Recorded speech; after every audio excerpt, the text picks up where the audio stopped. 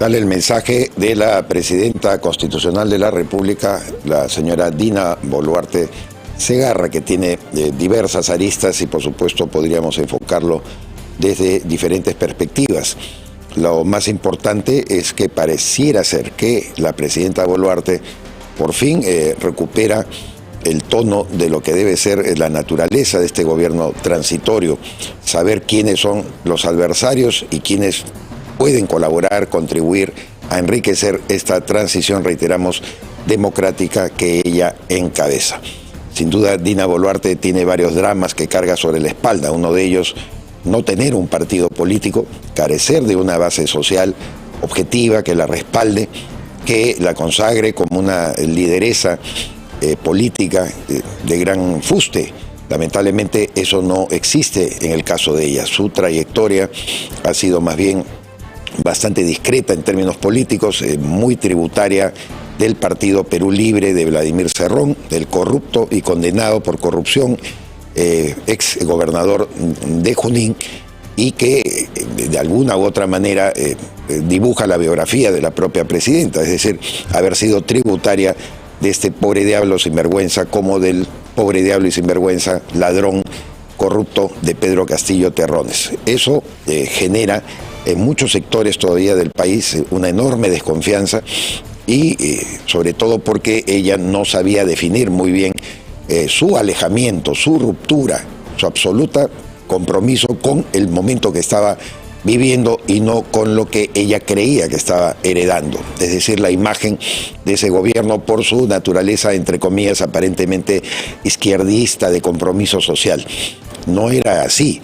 El Perú de hoy enfrenta muchos conflictos y bastante cruzados, y efectivamente la agenda que agitan los asusadores, los terroristas involucrados en los actos de violencia actual obligan a determinar una perspectiva y una visión muy clara de las cosas, sin tapujos, donde la media tinta no cabe. Por eso aquí en PBO Radio, como en Willax Televisión, los que tenemos cierto grado de experiencia y que hemos visto, reitero, nacer el terrorismo y equivocarnos como nación, equivocarnos como colectivo, equivocarnos como sociedad, de permitir que esto avance.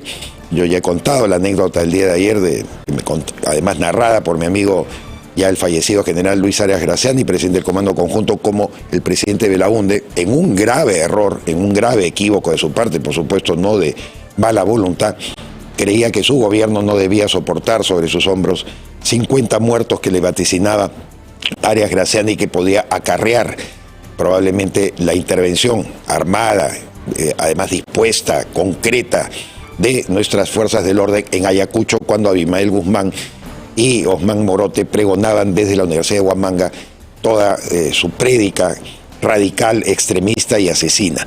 Hay un libro magnífico de mi colega y gran amigo, además compañero de aulas universitarias, Humberto Jara, sobre la vida de Abimael Guzmán.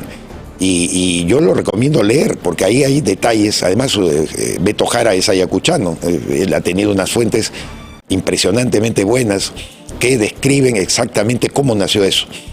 Pueblo que olvida su historia, pueblo que está condenado a morir, pueblo que repite sus errores está condenado a morir, a pasar episodios muy, muy tristes. Le doy la razón a la presidenta Dina Boluarte que esto tendrá que pasar, tendrá que formar parte de un paquete del olvido. Pero lamentablemente la pasividad de un grueso sector de la población, de la ciudadanía, sobre todo de la derecha peruana y de la centroizquierda, que se ha dejado eclosionar los viejos partidos políticos que con sus rencillas, sus tonterías, sus resquemores internos, atomizaron también ese centro político virtuoso, como lo llamó alguna vez Felipe Ortiz de Ceballos, son también responsables. Uno peca por acción y por omisión. Estamos acostumbrados a tirarle piedras siempre al que saca la cara en nombre de la mediocridad, en nombre de la corrupción y en nombre de supuestas banderas transformadoras, como es el caso de Pedro Castillo Terrones. Pero Pedro Castillo, yo siempre lo he dicho, apenas era la cereza puesta encima de una torta podrida que se llamaba aparente democracia peruana, sistema político peruano perforado desde los tiempos de Fujimori, pero no le echemos tampoco toda la culpa a Fujimori. Peor todavía, los llamados redentores que durante 20 años consolidaron este sistema de debilidad política, debilidad electoral, debilidad partidaria. Y por eso tenemos lo que tenemos. Tenemos a un Salas Arenas ahí al frente del Jurado Nacional de Elecciones, tenemos a un Piero Corbeto al frente de la Oficina Nacional de Procesos Electorales, que creen que son garantía de limpieza, de transparencia y de amplitud. Tenemos lo que tenemos. Y tuvimos pues a un delincuente como Pedro Castillo Terrones, mediocre además, limitado, sin ningún esfuerzo de preparación para poder gobernar nuestro país. Ha habido casos en la historia universal de personas que provienen del sindicalismo, como fue Lech Walesa en Polonia. Bueno, Lech Walesa también había estudiado, habría que decirlo, cursos superiores, pero era un líder sindical que derrumbó al comunismo en su natal Polonia. O el propio Lula da Silva, Luis Ignacio Lula da Silva, hoy presidente nuevamente de Brasil, que proviene de las fuentes sindicales. Es decir, acá no hay por qué marginar a nadie ni condenarlo porque sea un sindicalista. Simplemente se trata de hacer política, y Lula, al fin y al cabo, es un político que tiene sus calidades, sus categorías. Podremos condenarlo por el Foro de Sao Paulo, pero ya no tiremos piedras. ¿Qué alternativa hay al Foro de Sao Paulo?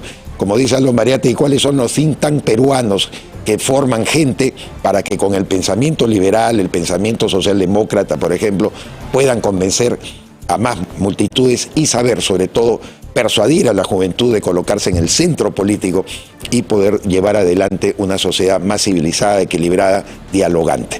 Hoy la vida nos coloca en posturas extremas. No es que uno las busque, no es que uno las quiera.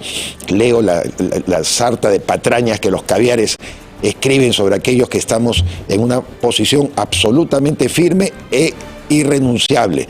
Acá prima el orden. Busquemos el orden, porque si no creamos las condiciones del orden, lamentablemente no podemos defender la vida. Así que no me vengan con esa falsa dicotomía. Yo prefiero la vida antes que el orden. Hay que ser estúpido para sostener una bandera de esa naturaleza, cuando el proceso político peruano nos ha llevado a un enorme deterioro, a esta situación que vivimos. Culpa de Pedro Castillo, gran culpa, pero culpa también de nuestra clase política, culpa también de quienes dejar pasar en líneas paralelas la economía con la política y no fortalecieron la institucionalidad peruana. Ese es mi punto de vista. Se los dice una persona que da una lectura lo más amplia posible y panorámica a lo que ocurre. Yo no me apasiono con las cosas de la contingencia, con los temas coyunturales. Prefiero a veces voltear y mirar el bosque antes que mirar solamente los árboles, que le acomoda a muchas personas, llámense de derecha, llámense de izquierda, y quieren que uno practique y ejerza su lenguaje represivo, absurdo, ridículo, que hoy por hoy la señora Dina Boluarte trata de dibujar mejor. No me termina de convencer, como han dicho en las redes, además amigos, analistas, muchos colegas.